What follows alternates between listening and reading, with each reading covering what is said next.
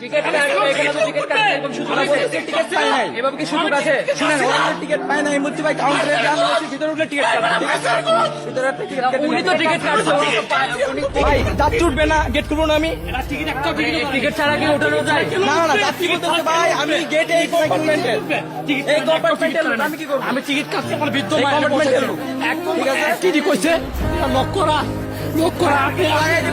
আমি গেটটা লক করছি, আমার বৃদ্ধ আম্মা বসে জায়গায়, উনি টিকিট ছাড় টাকা নিছে, টাকা নিয়ে উনি লুক রাইছে, আমার এই জায়গায় বৃদ্ধ মা বসে আমার লুক রাইছে, অথচ কিন্তু উনি টিকিটই কাটে নাই, ওনার কাছে কোনো টিকিটই নাই।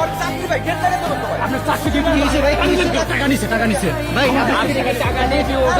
অবশ্যই অবশ্যই কোনো টিকিট কাটবে না, টাকা নিছে, টাকা নিছে আমার লোক, আমার লোক টাকা নিছে, টাকা নিয়ে দিচ্ছে, টিকিটই নাই, টিকিটই তো নাই ওনাদের। মানে আপনার কি এটা দায়িত্বে পড়ে কিনা এভাবে মানুষকে ওঠানো? অনেকে এটা টিকিট বলছি, কাউন্টারে যান, আপনারা কাউন্টারে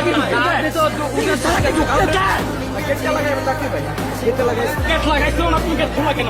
তুমি গেট কেন খোলা? আমার এটা বলো, তুমি গেট কেন খোলা? সিট নাই ওনাদের, আমি টিকিট উঠলাই, ওনাদের টিকিট চেক করা তোমার দায়িত্ব, তোমার দায়িত্ব টিকিট চেক করা।